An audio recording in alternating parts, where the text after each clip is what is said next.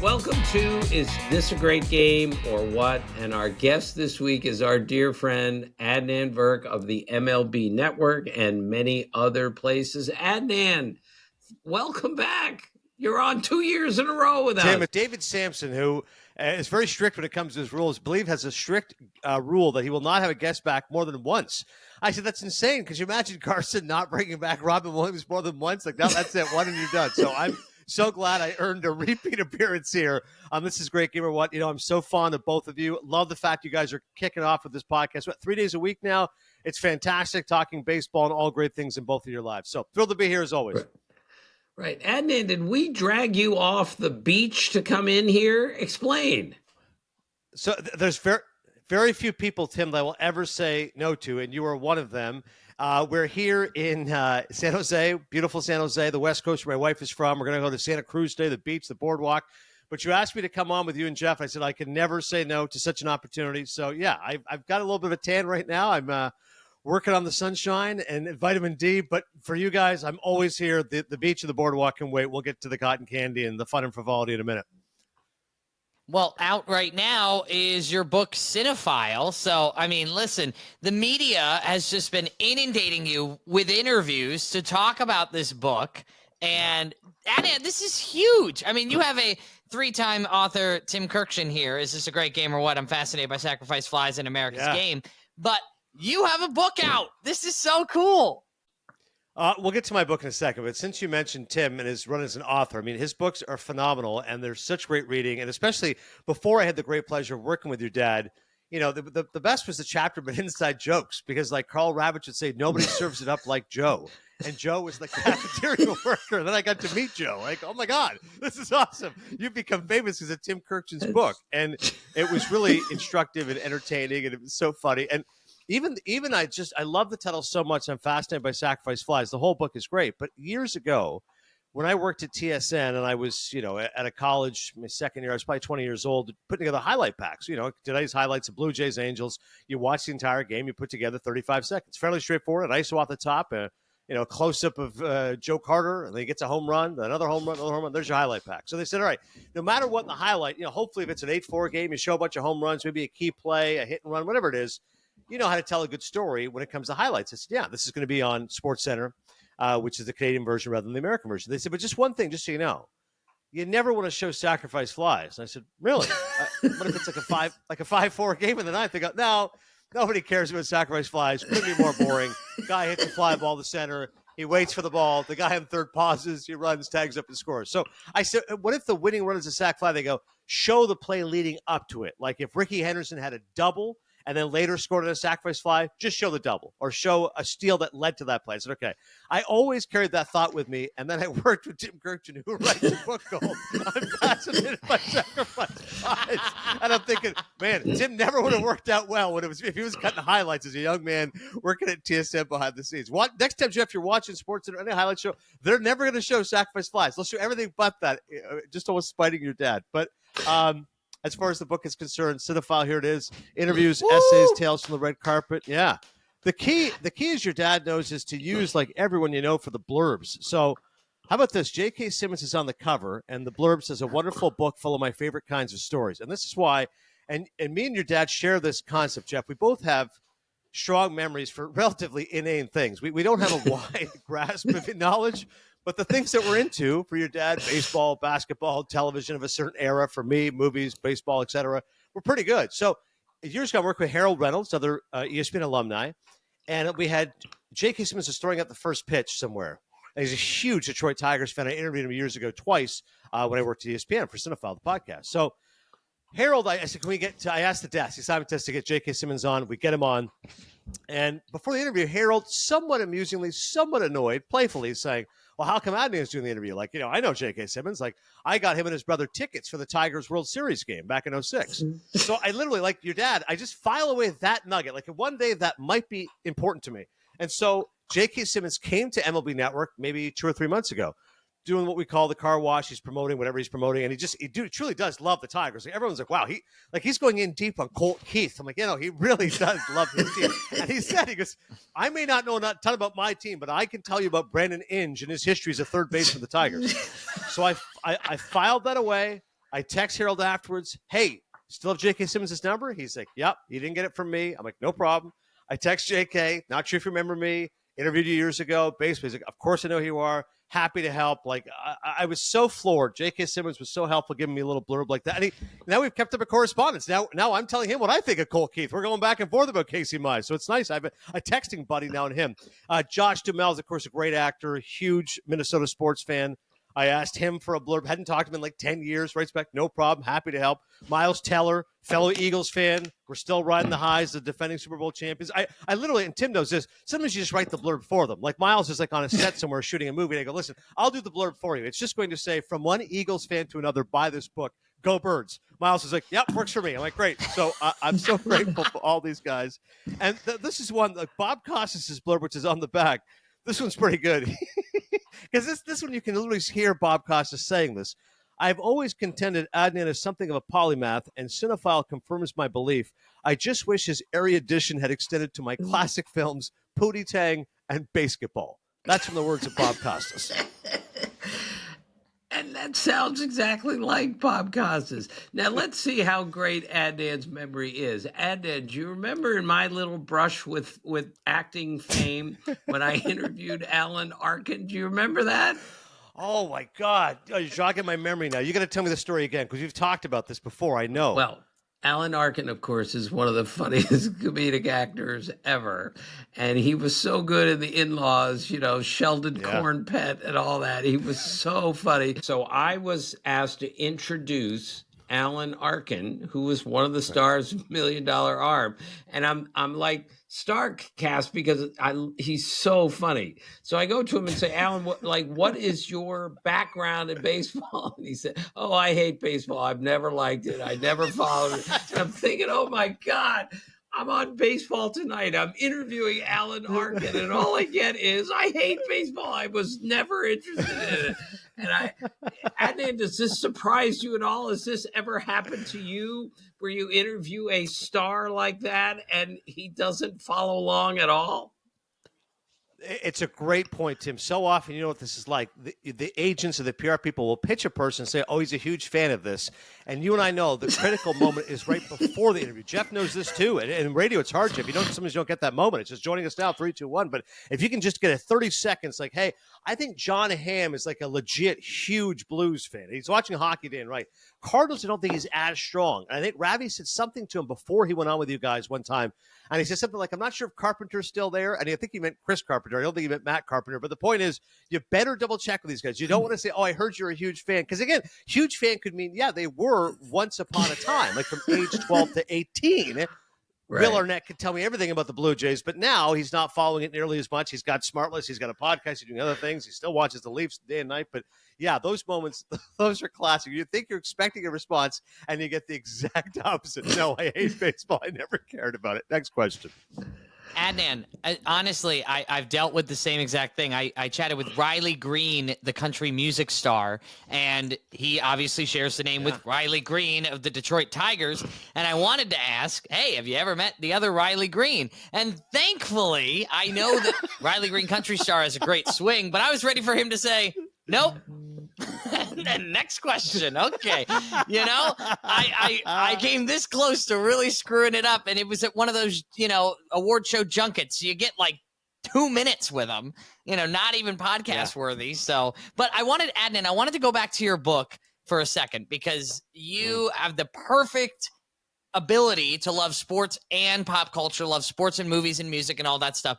Robert De Niro, I know for you was, I mean, you said it on the record, the biggest interview of your career, but after the interview, the mics are shut off. Robert De Niro looks at you and asks you what? You had an exchange after the mics. None of us got to hear about it. Yeah, thanks, Jeff. This is one of the best parts of the book, so I'm glad you're mentioning it. And again, your dad is instrumental in this, as he is in so many aspects of my life and my career. We were at the Little League World Series together. It's a Sunday night. I think I got the email Thursday. Listen, Tim and I love that experience. There's no question about it. But it does have an element of Groundhog Day after a while. You wake up, you go to the gym, 3rd floor, go get some eggs, head to the park, watch some Little League, go down the hill. Like, it's great. But it is kind of has this, aspect to it of familiarity. So I don't know, day 3 of me and Tim being there 8 straight days, whatever it is, I got the email from the ESPN booker saying Robert De Niro is coming to ESPN to Bristol. I said, oh my God, I've got to go see this. And Tim's going, yeah, no, you have to go. We got to figure this out. So I left. It was a Sunday night MLB Tonight. Tim and I did together from, 7 to 8 Eastern. I got in the car, my wife and 2 of my boys were with me at the time because my wife loves Robert De Niro like me as well. So I remember Mark Gross, one of the bosses there, sees me exiting at like 8:30. What are you going? Going back to Connecticut. What? Aren't you working tomorrow? I am. I'll be back. Don't worry about it. I got to go see De Niro. Just nope. No, you don't go into detail. Okay, no problem. So we go back, and I had asked your dad, Jeff. I said, Tim, what do I call him? And Tim said, what do you mean? I said, nobody calls him Robert. And I said, but Mr. De Niro's too formal. And I said, like everyone calls him Bob. And Tim said, you should call him Bob. I said, maybe I'll just ask him if I can call him Bob. And your dad's like, yeah, because that's a classy way of doing it without being too formal about it. It's polite. I'm like, yeah, so I think I ended up calling the chapter, can I call you Bob? Which sounds funny. That's like a scene from What About Bob? But we go back there, and then, yes, the interview was amazing. When he first came in, you're so nervous, and you have so many different ideas, what direction to go in. And obviously, he's a legendary actor, and he's a hero of mine. And, you've got 15, 20 minutes with him. But when he came in, the word I described was avuncular. Like, he truly was resembling an uncle. When he walked in, big smile, the long silver hair, white beard, couldn't have been friendlier.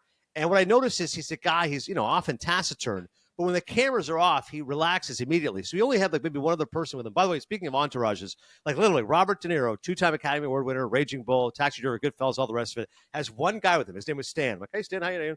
Kevin Hart had 12 people with him. Like, this is gigantic entourage.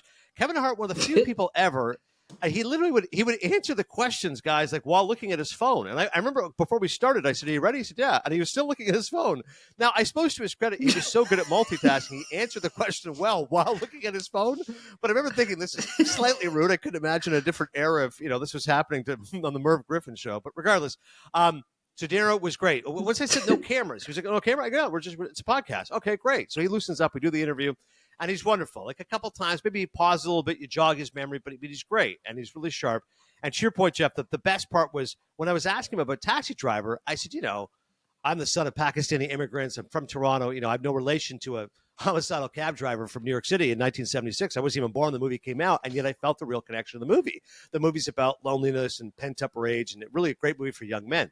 So we finished the entire interview, and De Niro looks at me and he goes, Pakistan? And I said, yeah. That's where my family's from. I've never been personally, but yeah, my parents are from there. He goes, oh, there's a great article. It's about the Hindu Kush. It's like a lost tribe in Pakistan that are in northern Pakistan. It was in this article in the Times. If you have trouble finding it, let me know. I'm thinking, let me know. Just give me your number, Bob. We'll text you. We'll exchange articles we read, the New York Times. It'll be great. But we shake hands. I got to get back in the car, by the way, drop my wife off. She still hasn't cleaned her face since Bob gave her a little kiss on the cheek. She's like, oh, my God, I can't believe Robert De Niro's kissed my cheek. Drop her off. I got to go back to Williamsport to rejoin with your dad for like the 5 p.m. MLB Tonight. And while I'm driving, I get an email. It says from RDN's office. And there's only one RDN. So pulled over, and it said, hey, Bob just wanted to say how much he enjoyed chatting with you. Here's that article he mentioned. And it was a link to this article about the Hindu Kush, the lost tribes of Pakistan. And Tim, you know this. We've interviewed hundreds of people. Normally the interview ends. Thanks for your time. That's it. There's no reciprocation. The fact that at some point Robert De Niro went home in his helicopter with Stan to Tribeca and said, hey, we're going to find out that kid's email address. He would enjoy that article. I was so touched. I thought it was such a cool little thing. But Adnan, the lesson there is the first question you asked him wasn't, hey, what's your favorite movie that you've ever been in? Like everyone else would ask him. You asked him about, the movie he did with his dad in Toronto, didn't you? Or what's the story there? Great memory, Tim. Yeah, wow, good on you. I started by saying, can I call you Bob? He says, sure. I don't think I then called him Bob, by the way, the rest of the interview. I think I just asked the question, but it was an informal way of saying, can I call you Bob? He's like, sure. And then I went right to Tribeca, which was the first thing. So I said, you're such a, I went Tribeca first because I had the shirt on. So I was like, oh, Tribeca Film Festival. I was like, yep. How'd that get started? He was very deferential towards Jane Rosenthal, his producing partner, and spoke about that. But then you're right. Second question was right to his dad. I said, for such a private guy who has never, been that outspoken about anything, although now he's had more than a few thoughts about the president, but until then, he's really been kind of a private guy. I said, you made a documentary about your dad. And it's really a powerful documentary. And your dad was a painter. What was the essence of that? So that's a great point, Tim. I went to it somewhere that I'm sure nobody else that day, certainly I'm sure Stephen A. Smith wasn't asking him about that on First Take. Who do you like better, Yankees or Mets? Who's better, Judge or Stanton? No. I'm going to ask you about a documentary with your dad thinking about years ago. You're right. I think that was a good little way to go in there and go, okay, this is not going to be a typical interview. This guy's done his homework. He wants to go in some different directions. So, yeah, that's a good point by you. I've often found that, when I meet these people, I should, I suppose, on some level, ask them about what they're known for, but I just can't help asking them about what I'm interested in. It goes back to, I'm sure, Jeff, you meet young broadcasters as well, and you tell them, listen, my advice is do it your way, because when they get rid of you one day, you're never going to have anyone else to blame but yourself. Paul Giamatti's a great example. Giamatti is one of my favorite actors. I met him a couple of years ago, Critics' Choice Awards, and again, he's been in so many great films, whether it's John Adams or Private Parts or American Splendor or Sideways or Cinderella Man. But what I said to him was, I said, Paul, I've listened to you on all these podcasts. At the time, he was promoting, the Junket for the Holdovers, which he was nominated for. So I said, listen, I've heard you promoting this new film, The Holdovers, which is brilliant. You're so great. And I love all those movies. But I said, the movie I love is a movie called Barney's Version.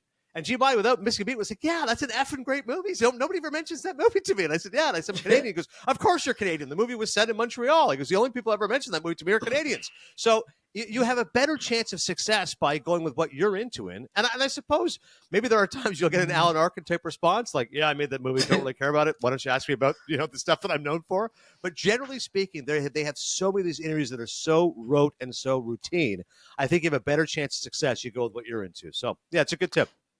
Adnan, you and I have talked a lot about young broadcasters and, coming up in this. And I feel like, and God bless my dad, who's been, baseball writer for 100 years at this point.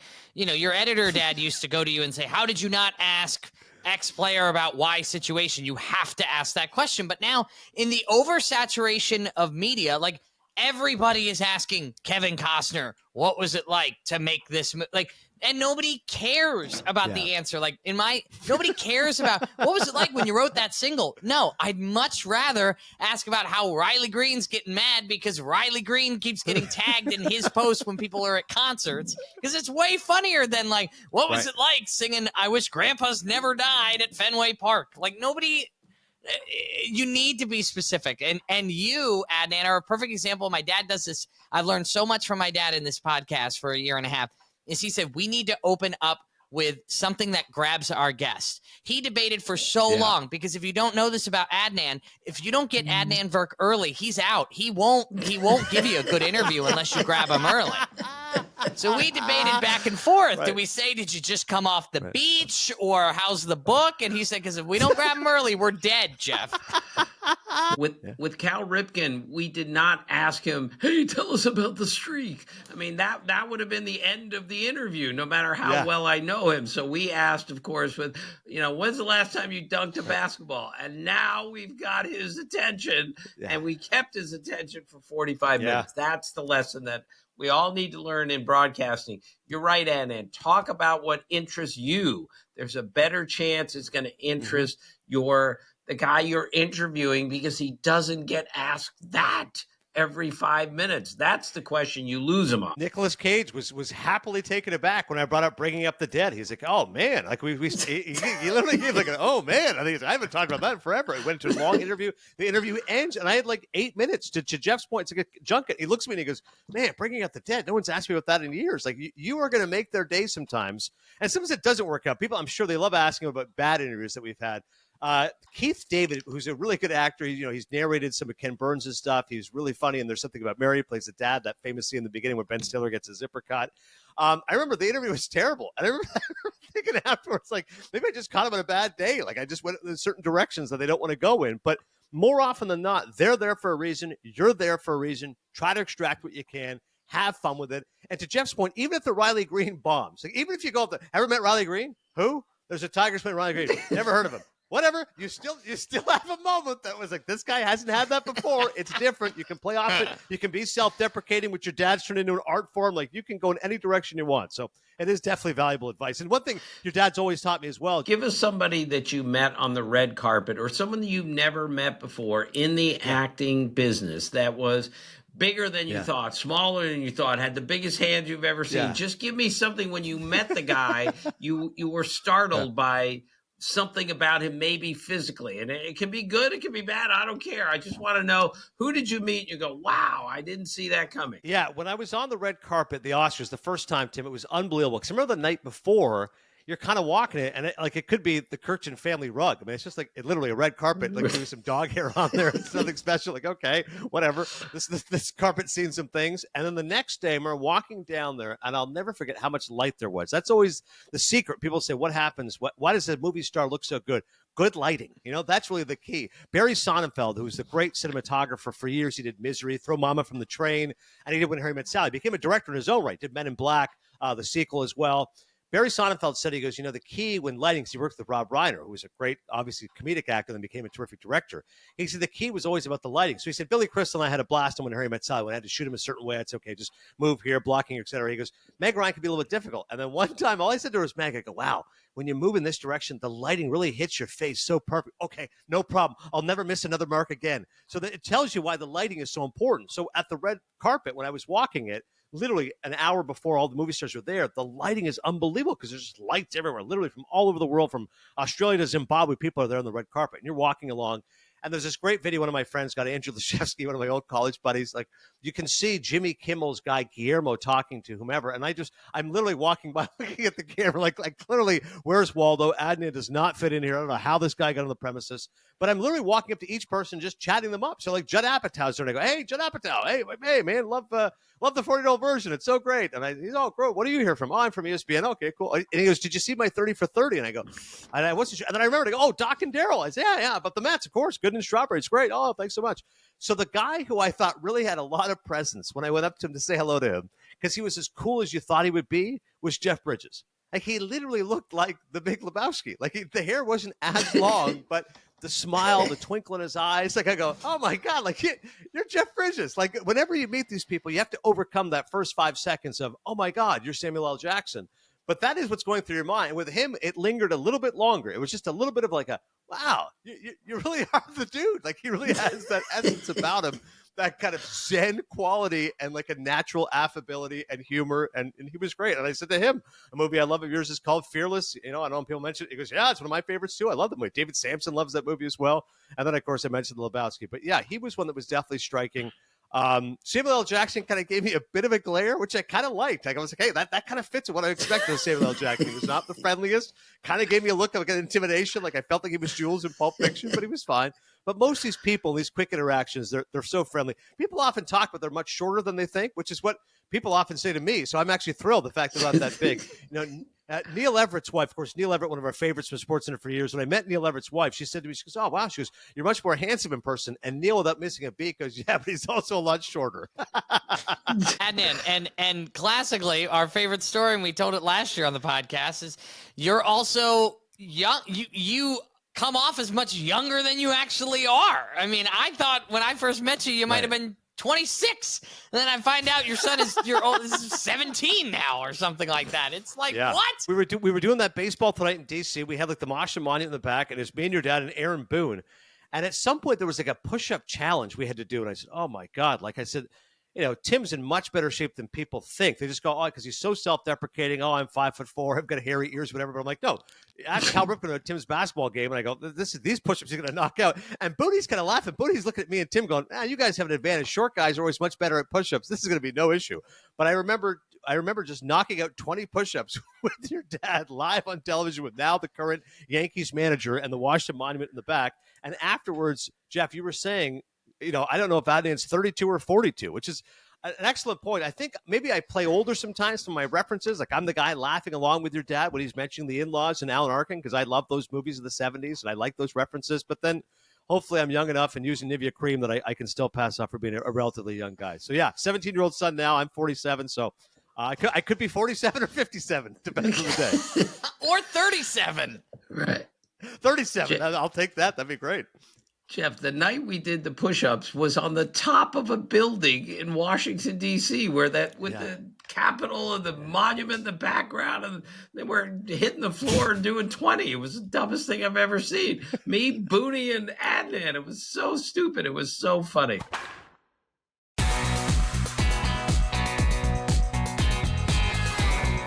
Adnan, you're an Emmy Award winner. Congratulations, by the way.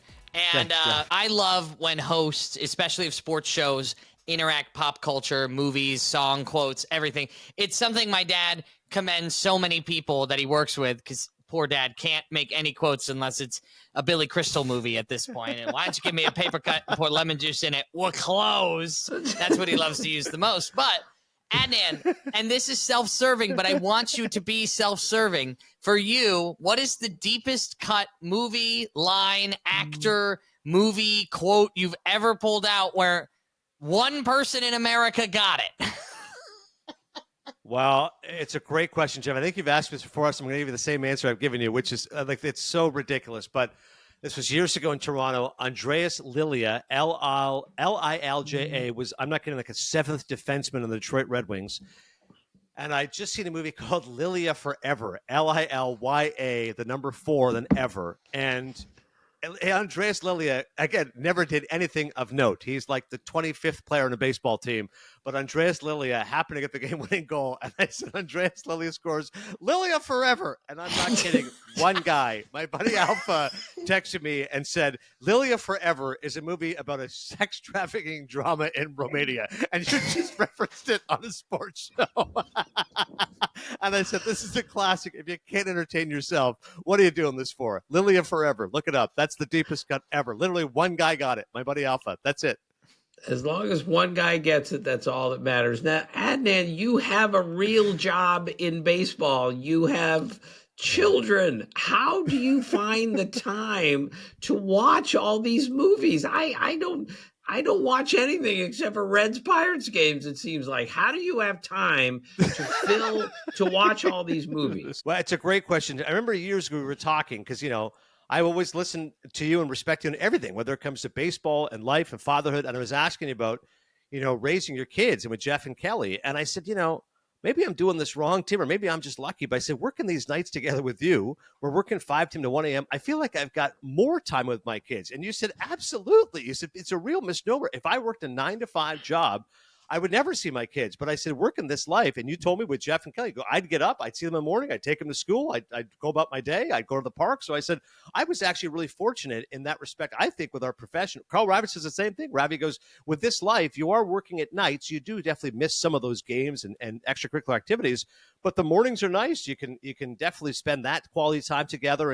And again, once my kids were of a certain age, once they were in school, then it was much easier. I could literally just crank at a movie, like a matinee kind of thing, and go into work. And I always laugh. People said that's like, you go to movies by yourself. I'm like, I prefer it, quite frankly. Don't tell anybody. But I said, yeah, a 1:00 movie by myself, and then got my own popcorn and milk duds. Away we go. And then I can head into the studio, knock out the show. So I think I just been lucky with working these hours, and even with the kids, and we squeeze in weekend. And to be honest with you, once my kids have now gotten older, we can now watch movies together. So it's nice that my 14-year-old son, we got to watch. I showed him The Naked Gun, the original, which you and I love, with obviously Leslie Nielsen. And then I took him to go see the latest one with Liam Neeson, which was a laugh riot. I mean, it's been so rare for years. You'd go and see a comedy in theaters. There's Something About Mary, The Hangover, etc. That doesn't happen anymore. So it's so nice to have The Naked Gun in theaters. And I got to share that with my son, not only the original, but the new one. So it's kind of come full circle, which is nice. And does your 14-year-old, do you look at him and say, do you see the cinematography here? It's unbelievable. Did you see the high angle shot? Or are you just watching it to enjoy it with him? Yeah, I'm just watching it to enjoy it with him. I tried and failed, Timmy, miserably with my 17-year-old. When he turned 16, I said to him, hey, man, this is like, we're at the age now. Like, it's go time. He's like, what do you mean? And I just literally opened up all my DVD collection. I said, whatever you want. Like, you want to watch Goodfellas? You want to watch Taxi Driver? You want to watch, The Godfather? Whatever you want. So he picked Goodfellas, which you really did enjoy, and he thought it was great. I think maybe just like the violence. The first scene, you see a guy stabbing Billy Bats. Joe Pesci's going, oh, this movie's great. I'm like, yeah, I knew you'd enjoy it.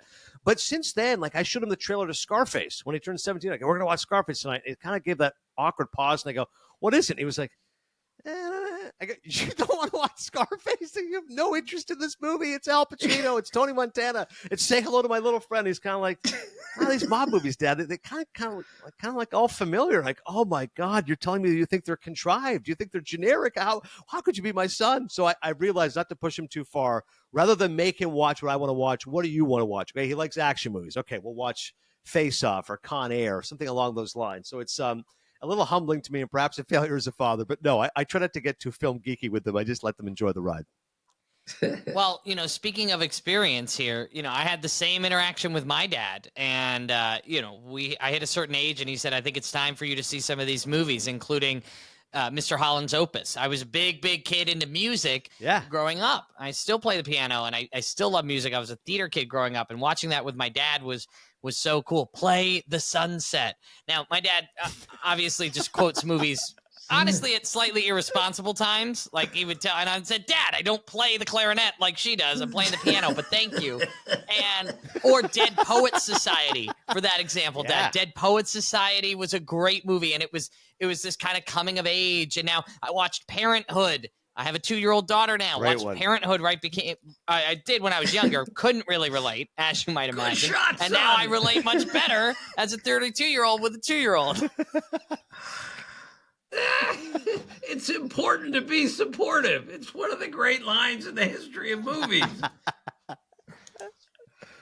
Oh, Parenthood is unbelievable, and Tim and I have laughed at that movie so many times. The scene where the kid finally makes that catch. I mean, that is the joy that any father would feel, like when you know that your kid's struggling. And also that dance that Steve Martin gives, it is absolute delirium, and it's so perfect, and it's so funny. Like, oh my God. I felt that every time I've seen my kids playing Little League. By the way, speaking of pianos, Jeff, one of the funniest lines ever live on ESPN involving your dad and our friend Rick Sutcliffe is your dad had a great line. This is like an all-time great line. Shows what a great writer your dad is and creative thinker. And he said about Mike Schmidt, he's the greatest third baseman of all time. Not only his strength, but also his dexterity.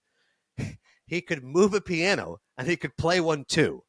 And then there was this pregnant pause you could drive a Mack truck through. And Rick Sutcliffe says, I had no idea Schmidt could play the piano. Jeff, I was the dugout reporter that night, and I had to come back on to say, Schmitty can't play the piano, okay? I was kidding. It was a line. It was a joke. And Son, who we love dearly, thought I was serious, that Mike Schmidt can not only play the piano, he could move it too. No, he can't play the piano. But this is what happens. It gets lost in translation. Boy, it's so good. All right, and speaking of baseball, the Blue Jays, you're a native Canadian. Yeah. The Blue Jays are on their way potentially to winning the division. Where are you on the Blue Jays? Since we got to ask you a baseball question before we let you go. Tim, it's an incredible story. Every time we would sit together, you'd turn to me and go, Newmarket, I've got family there. I'm like, all right. The Kirchens are also traveling in Canada. Listen, it's a great story, man. They're on pace with 95 wins, which they haven't done since 1993 when they won the World Series. I, like anybody, in Canada, we call it Victoria Day. In America, it's Memorial Day. But May 2-4, they were 26-27. And I said, all right, this is a fairly average team. They're going to hover around mediocrity, and this is what it is. And Bo Bichette's going to leave and all the rest of it. But then Vlad gets signed to $500 million, and all of a sudden they take off. And you've seen this before, and I think of you all the time, Tim, when you told me about circle games. There's a point in the season, Jeff, where you're watching a team and you go, that's a circle game. That's a pivotal moment. This is a turning point. Sometimes, by the way, a circle game can go the other direction. Like, this is the loss that is the nadir of this team's season. But sometimes that circle game can propel a team. And for the Blue Jays, that stretch since Memorial Day, they just took off. And what's been so good about it is the depth of their lineup. It's the unsung heroes that were really the story. Addison Barger's been an absolute stud when Dalton Varsho went down. Anthony Santander, who was their big free agent off-season acquisition, went down. The Ernie Clements have stepped up. The Heinemans, the Straws, in the bullpen, Little, Rodriguez. Eric Lauer's been a great fifth starter for them. And then the last month, it's been, now the stars have been the stars. Like, now Vlad Jr. is hitting 300, has an on-base of 400, has a slugging of 500. To your dad's other favorite sport, basketball, that to me is like Steve Nash or Steph Curry shooting 40% from three, 50% from the field, 90% from the line. That's what Vlad Jr. is doing right now. That's why he's a superstar. Bo Bichette had a bad year last year. It's an aberration. Now he's going to get 200 hits. He's going to lead the league in hitting. He's slugging as well. Your stars are stepping up. Max Scherzer, who is great. The last 4 starts has looked like Max Scherzer again. And the rotation isn't anything to phone home about, Tim. I think certainly when you look at the other teams, who you're matched up with their aces, the Tigers and Skubal, Framber and the Astros, Logan Gilbert, the Mariners, Gausman, Barrios are not of that ilk, but they're solid. They're durable. They're dependable. Like, those guys are veteran pitchers. They've been there before. I think Bieber, they took a flyer on. I'm curious how he pans out. So far, he's looked great in AAA, a former Cy Young Award winner they get for 30 cents on the dollar. And all of a sudden, maybe he could be a star for them. So I think there's genuine concern sometimes with the starting pitching. The bullpen, Jeff Hoffman, can be a little bit erratic. The saves are a bit misleading. Does have a 4.5 ERA, but their offense can bang. I mean, these guys score runs. And I will tell you, back home in Toronto, they're feeling the fever right now because there's no clear-cut favorite, as you know, in the American League. Like, the Mariners look really good, but Suarez has yet to get going. Obviously, thought he'd be a great trade pickup. Astros are hovering around, holding on to that division. The Tigers aren't what they thought. The Yankees are Buddy Booney. It's been up and down. Cora and the Red Sox look good. Not sure if their starting pitching's enough. So there's a lot of premature excitement, perhaps you could say, in Toronto right now. People are really hoping this Blue Jays team can go deep, and it'd be a great story to see. I still have vivid memories of what they did. And where were you in 1992-93? Where were you, and what were you thinking when the Blue Jays won 2 years in a row? I think he was just born, right? Great. Adnan, aren't you low 30s, right? Yeah, well done, Jeff. No, I was 14 and 15 when it happened, and I still had unbelievable memories. You know, if I close my eyes, you can see George Bell making the catch in 85. I was 7 years old. As you know, those are the memories when you're 6, 7, 8 that will never leave you and that you're always going to be thinking about. And I remember, okay, wow, the Jays actually, they win the division in 85. What can happen? 87, I'll never forget. God, they had a terrible tailspin at the end, 3.5 game lead, 7 games to go. They lose the Tigers. Bill Madlock slide, upends Tony Fernandez, one of my favorite players. Tony Fernandez, I can still see it shattering his elbow as he fell. And then, of course, 89, we have FanFest, Skydome opens. They've got the All-Star game. And then 92, 93, it's amazing, Tim. You remember it vividly, as do I, but people forget, like, Toronto was the epicenter of the baseball universe. If you wanted to win, you had to go to Toronto. If you Huge. were Dave Winfield, if you were Paul Molitor, if you were David Cohn, like, the best players in the game were going to Toronto. They wanted to win. And so I'll never forget, obviously, when they won against the Braves in 92, Mike Timmel that last save, and of course, Joe Carter. I was 15 years old, jumping up and down with glee. I still always tell our friend Sean McDonough, he's the only broadcaster ever to have called the World Series win for the Blue Jays. So somehow he's going to get back in the booth. We love Joe Davis, but we need Sean McDonough to call it. By the way, Sean McDonough called the Four Nations this year, which, speaking of our rival countries, Canada versus U.S., nothing bigger in hockey. And again, Canada's able to prevail with Sean McDonough at the mic. So we got to get Sean in the booth there for another Blue Jays World Series. And by the way, Sean also called your dad in the sausage race, Jeff. Don't forget that. Oh, my gosh. Was in the sausage race. I asked Sean, I go, of all the accomplishments, Blue Jays World Series, Tim Kirkjian in a sausage race going the wrong way. That's got to be top 5. Thank you for bringing up such an unpleasant subject. Why don't you give me a paper cut and pour lemon juice in it? We're closed. All right, we're changing the subject. Adnan, how do you explain a kid from Toronto loves the Philadelphia Eagles? Where did that come from? Great question, Tim. So years ago, again, I was a little kid, again, the mid-'80s when you form those memories. My brother was an Oilers fan because he loved that great dynasty of Gretzky and Curry and Messi and all the rest of it. So naturally, being brothers, I don't know if you had this relationship, Tim, with your brothers, but I said, I'll just cheer against him. Like, it's Oilers versus, well, who's the other team? I'll be a Flyers fan. Great. So Philadelphia plays them in 85. Oilers beat them in 5. 87, Oilers-Flyers rematch. Oilers win in 7. I'm crying to my dad. I don't understand. Like, his team won last time. How did my team not win this time? But don't worry. One time, your team's going to win. The Flyers still have not won a Stanley Cup since 1975, by the way, so we're still waiting. But in the throes of cheering for the Flyers, I said, well, I love this guy, Randall Cunningham, man. He's so much fun to watch, and I love this great Eagles defense. I've already got one Philadelphia team, which is pretty quirky for a guy from Toronto. Why don't we make it 2 Philadelphia teams, which will be rather unusual? I'll be the one Canadian who loves the Flyers and the Eagles amongst all his teams. And so I got to endure and see a lot of great football, but a lot of losses. And people would laugh. They'd say, you could have cheered for the New York Giants. You could have cheered for the Washington. Like, they've won Super Bowls. Instead, you chose the Philadelphia Eagles. I said, well, sometimes when it comes to teams, you don't choose them. They choose you. And finally, I've been vindicated with 2 Super Bowls over the last 7 years. And Jeff knows what it's like being in Philly, what that environment is like, and the passion they have for the Eagles. We won 7 years ago. It was a great story. Wentz went down, and they were able to step up with Foles. But this team was a true juggernaut. And again, being able to enjoy it with my kids has been so much fun to see. I love Kevin Negandhi, but Negandhi, when the Eagles made the first Super Bowl, like, he left his kids to go watch the Super Bowl. Like, I'm going to the game. I said, you took your kids? No, I'm going. I said, that's hilarious. But I said, I want to see it with my kids. So I was being able to watch it with them and see us win and to beat Mahomes and the Chiefs. I still can't believe it happened, but it's been a wonderful, wonderful time to be an Eagles fan. Adnan, I have one more question for you that's going to tie baseball and your love of movies together. Now, we know, and we talk about it a lot here, a lot of celebrities are big into baseball itself. You've got the Jerry Seinfelds of the world, right? Jason Bateman's a big Dodgers fan, but is there anybody you've run across that, you maybe wanted to talk movies with, and you ended up talking more baseball, and you're like, this guy really knows his or her stuff? Yeah, Billy Bob Thornton was a huge one. He's in the book as well. I remember meeting him, And all he wanted to talk about was the Cardinals. And like, he is a true, huge baseball fan. And I said, he's from Arkansas. There was a time, Tim knows, like anybody, like St. Louis was the most westernmost city. So if you weren't from the Eastern Seaboard and you were from anywhere in the South of the West, you were just a Cardinals fan because that was the closest team to you. So he said he grew up wanting to be a pitcher and even used a term, which is like of an era of the 60s and 70s. Timmy goes, I was a junk baller. That was what he said. It's the kind of pitcher that he was. Billy Bob Thornton was a junk baller. He wanted to be a pitcher.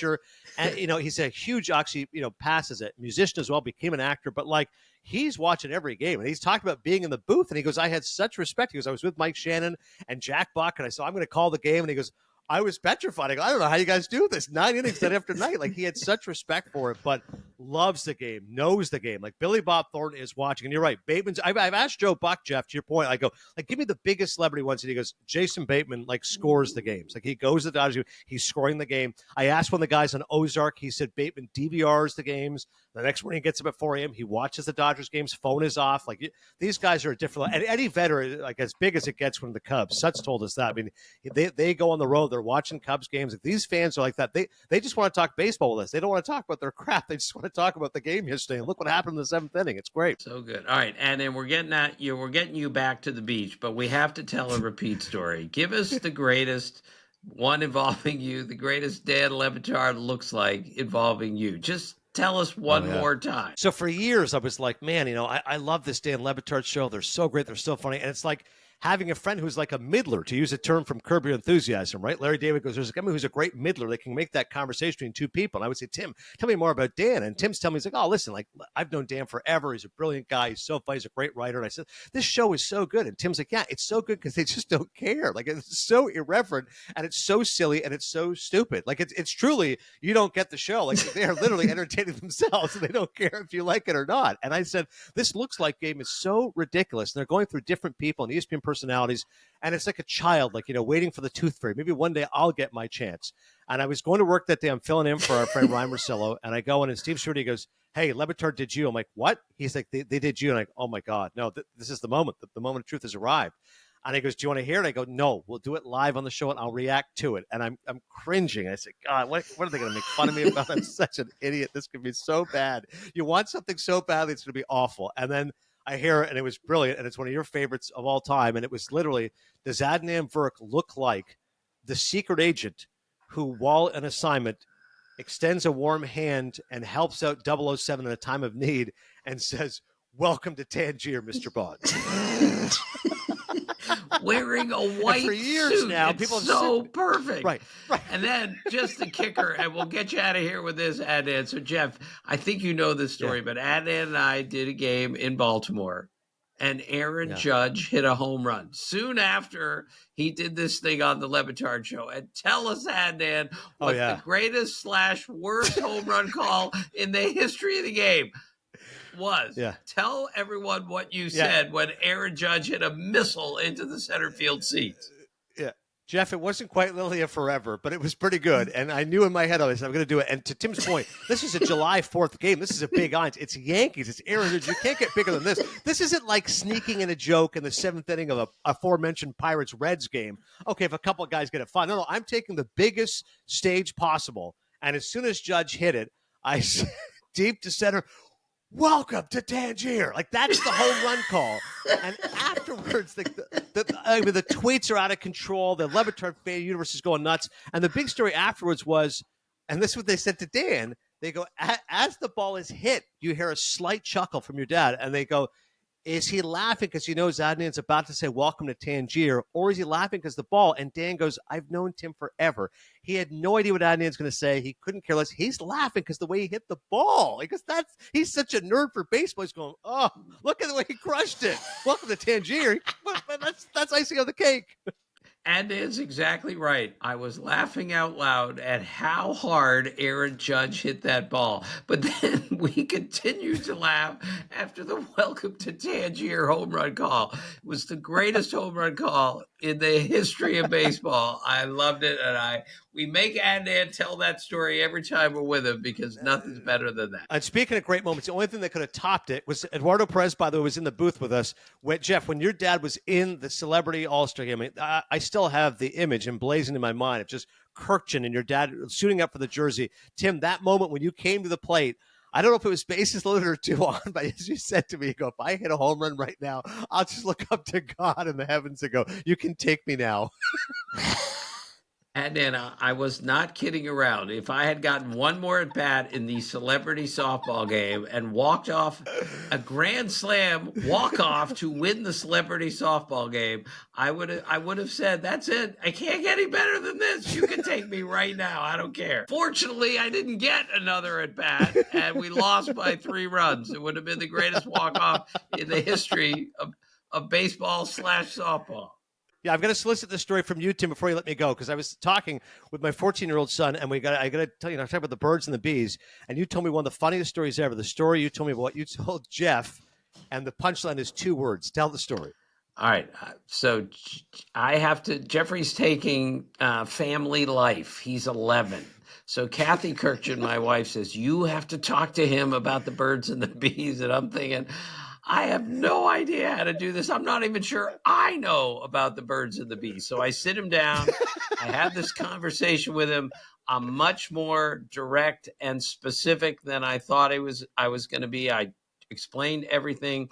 And the next day, Jeffrey comes back to me and he says, Dad, he's 11. Thanks so much for that conversation last night. He goes, I know that was really hard for you. Like he's like getting me off the hook. And he goes, I only have one question. Is it 1 word or is it 2? Is it an erection or is it an erection? Is it 1 word or is it 2? Is it a verb or a noun? We're not sure. So years later, Jeff is now 18, and we're watching a movie down in the basement, just the 2 of us, and some inappropriate movie comes on, and there are hormones flying all over the TV channel, and he looks at me and he goes, Dad, it's 2 words. It was so One of my bad. favorites. I love that can't story. believe we got through that. It's so good. All right, Adnan Virk, Cinephile, interviews, essays, and tales from the red carpet. You can check it out at mangopublishinggroup.com or Amazon or wherever books are sold. Let's see it one more time, Adnan. We're so proud of you. We're so excited. Friend of the show, doubling up as a guest in year number 2. Adnan, go enjoy the beach. You look tan, but you always look great in tan. So go get more tan. Enjoy the family time. And thanks for taking time for our family. We appreciate it. Jeff and Tim, you guys are the best. You know, I love you both. I love your entire family. My best to Kathy, Kelly, the whole crew. And hopefully we'll get to a reunion together at some point. By the way, the last story I do have to tell. So, you know, I had not been to Cooperstown since I was a kid. But once Tim was inducted, I said, I'm not missing this for the world. So me and John Fisher drove up there. And Jeff, there's, you know, this big giant, you know, poster and everyone's can write messages to your dad and stuff. And I said, you know, what should I write to your dad? Something that just, you know, shows how much I respect him and love him and admire him. And instead of doing that, what did I write, Tim, on your message of congratulations? He wrote my favorite line from the most underrated movie ever, Searching for Bobby Fischer. I mean, these are the questions that I asked Adnan. Give me the movie that nobody else really loved, but you did. Mine is Searching for Bobby Fischer. And I'm looking at the poster right now, Jeff. You know what my office looks like. And it says, he's not weak. He's decent. And if you or Bruce or anyone else tries to beat that out of him, I'll take him away. I swear to God. That's what he wrote on when I went into the Hall of Fame. Everyone else says, congratulations, Tim. Hall of Fame. Right. He wrote my favorite line from Searching for Bobby Fischer. I look at it every single day and laugh out loud. Joan Allen. It was tremendous. All-time great scene, all-time great movie. And there's so many lines from that movie we could have chosen, and that might be not the one I thought you wrote. Don't move till you see it. That's what I thought you were going to write. Josh, it's 8 moves away. Great movie. Don't move till you see it. Don't move till you see it. I know every line of that movie. It's a great movie. Hey, Knuckle. Let me tell you how good he is at this. He's better at this than anything that I've ever done in my life. He's better at this than anything that you will ever do in your life. Joe Mantegna, Joan Allen, Lawrence Fishburne. And the scene, honestly, Tim, when because Ben Kingsley's who's so tough and so rigid, when he finally loosens up and Max Pomerank hugs him, I get tears every time. What a beautiful scene that is. Every time. I am so proud to be your teacher. Oh my God, I cry every time I think about it. All right, we got to get him back to the beach, Jeff. And then thank you for adding stories 10 minutes after we tried to let you go. I appreciate it. It made us laugh so loud. It's what we're here for. We laugh and we learn on this podcast. It's all we care about. I had a blast. You guys are the best. 2 words, and erection.